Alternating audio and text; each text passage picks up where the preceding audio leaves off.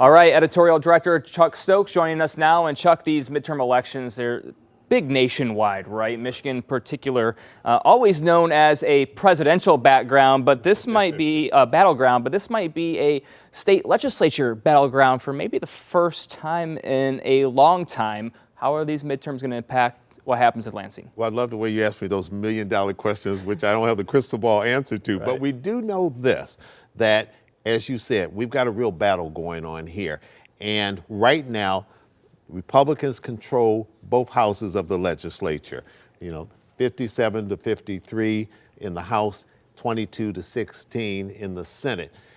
But if Gretchen Whitmer runs really strong and gets all the votes that she needs, she could finally flip that.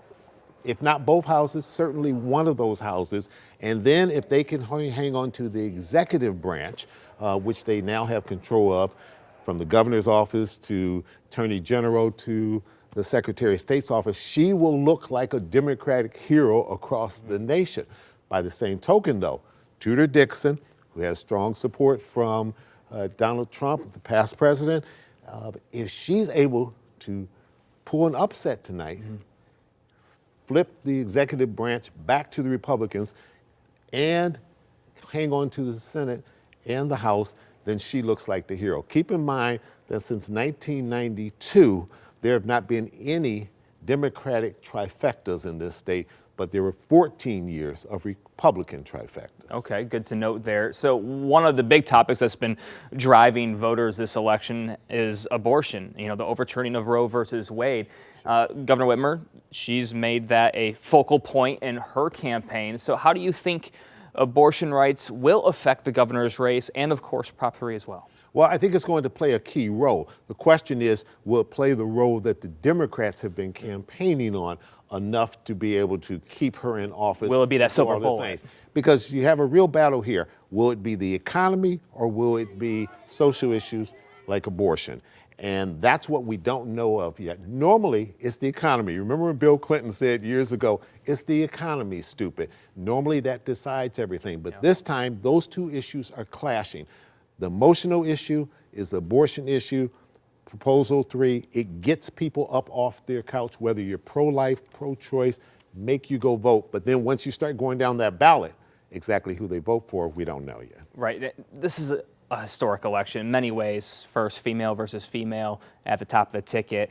Tudor Dixon is the first female GOP gubernatorial nominee, right? She struggled kind of early to keep up with Whitmer's campaign, but since she's closed the gap, she has received that endorsement from President Trump. So what are your thoughts on her campaign leading up to today? Tudor Dixon's campaign coming out of the primary started slow. Governor Whitmer had campaign ads throughout the primary. She didn't stop the second that the general election campaign started. She was hammering Tudor Dixon on the abortion issue. She hasn't let up to this day.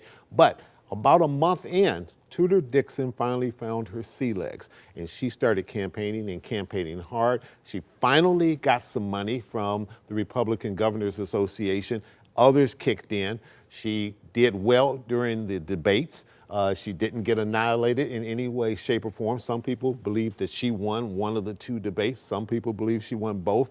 Some people believe that Governor Whitmer won one or two of them. So they traded off, but it got her national attention. It made people say, this is a serious candidate.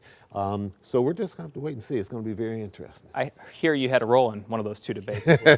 Just a little bit, with a whole lot of support. No, believe me. Chuck Stokes, thank you. Thank you, Brian. Join 7's Chuck Stokes and Dave Llewellyn from 8 p.m. to 9:30 for WXYZ-TV's Election Night Special. I'll be joining in on the fun a little bit too. We'll be talking to a number of experts and covering all of the key races. You can watch live on Roku, Android TV, and Amazon Fire TV.